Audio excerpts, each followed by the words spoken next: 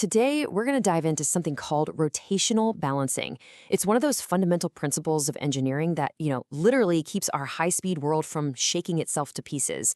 It's this invisible force of stability all around us, and we're about to figure out exactly how it works. I mean, have you ever really thought about this? Your car engine, right? It's hitting thousands of revolutions per minute. A jet turbine? Whoa, that spins even faster. So why on earth don't these incredibly powerful machines just vibrate themselves into a million pieces? Well, the answer is this really brilliant piece of engineering called balancing. So what is balancing really? Well, at its core, it's all about managing the inertia of all those moving parts. What engineers do is they design or adjust the machinery to basically counteract the forces that are causing all that vibration. The goal is to get that unbalance down to an acceptable, almost imperceptible level. Okay, so to really get the solution, we got to understand the problem first, right? What is actually causing this wobble in the first place?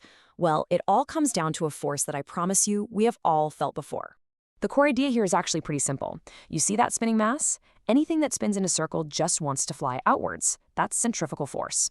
Now, as long as the object is perfectly symmetrical, its center of mass is smack dab on the axis of rotation, everything's cool. But the thing is, if it's even slightly off-center, and engineers have a word for this, they call it eccentricity, that outward pull turns into this constant, rhythmic, disturbing force. And let me tell you, that disturbing force is a huge deal. This is no joke. It's not just about some annoying vibrations. We're talking about immense stress on bearings, which leads to metal fatigue and things just wearing out. It absolutely tanks performance, and in the worst-case scenario, yeah, it can lead to catastrophic failure. And this isn't just theoretical stuff. Unchecked vibrations have been a real factor in actual disasters, with everything from power plant turbines to high-speed trains. Okay, so we've got a wobble problem, and it's caused by these unbalanced forces. The big question is, how do we fix it? Well, engineers have two main ways they approach this, and you can think of them as two different levels of getting to that perfect stability. First up, you've got static balancing. This is kind of like level 1. You're just making sure that the combined center of mass for the entire system is right on the axis of rotation. Do that, and the outward pulls cancel each other out. Simple enough. But here's the catch. For anything that spins really fast, that's just not going to cut it. For that, you need dynamic balancing. This is the real deal, the complete solution. It doesn't just cancel out those outward forces, it also gets rid of any twisting or rocking forces, what engineers call couples. And here's a great way to think about the difference. Imagine a wobbly ceiling fan. You know the kind. If one blade is a little too heavy, the whole thing will hang lopsided. So you add a little weight to the other side to make it hang perfectly level when it's off. Guess what? That's static balance. But making sure it spins perfectly smooth at full speed without that scary, aggressive wobble that makes you think it's going to fly off the ceiling, that requires dynamic balance. So the question is, how do engineers actually do it? How do they get that perfect smooth spin? Let's get into the nitty-gritty of the engineer's balancing act. Okay, let's start with the simplest case. You've got one disturbing mass that's causing all the trouble. The fix seems obvious, right? Just add a balancing mass on the exact opposite side in the same plane. If you get the weights and the distances just right, their centrifugal forces will be perfectly equal and opposite, and poof, they cancel each other out. But, and this is the crucial part, it's not that simple.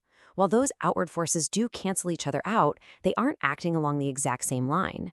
See how they're offset along the shaft? Because of that, they create this twisting force, a couple, that tries to rock the entire shaft back and forth in its bearings.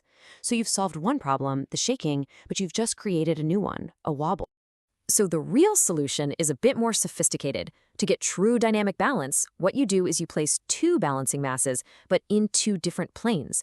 By carefully calculating their size and their position, you can make it so that the sum of all the forces is 0 and the sum of all those twisting couples is also 0. Both problems solved. This is how you get a system that is perfectly beautifully stable. Okay, but what happens in the real world, where you might have lots of different unbalanced masses all over the place? This is where engineers use this really clever graphical tool. Basically, they take each one of those outward forces and draw it as an arrow or a vector. Then they draw these vectors head to tail, one after the other, to create a shape. That one missing piece needed to close the shape and make it a complete polygon, that's the resultant vector. And the final balancing force they need to add is just equal and opposite to that resultant. It's a really elegant visual way to solve what could be a super complex physics problem. So, after all that physics and all that geometry, what's the bottom line? Why is getting this balance thing right so absolutely critical in the real world? Honestly, it's pretty much everything.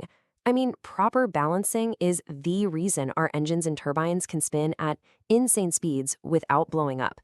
It prevents that destructive stress on bearings and parts, which means the machine lasts way, way longer and is far more reliable.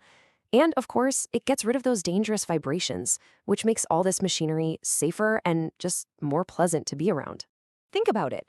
From the tiny vibrating motor in the phone that's in your pocket, all the way up to the massive turbines generating your electricity, rotational balancing is the unsung hero. It is truly the invisible engineering that keeps our entire modern world running smoothly. And that kind of brings us to a final thought here. As our technology just keeps pushing the limits, we're making things spin faster in smaller packages with more power than ever before. The challenge of getting that perfect balance, it only becomes more and more critical. So it really makes you wonder, what new balancing challenges are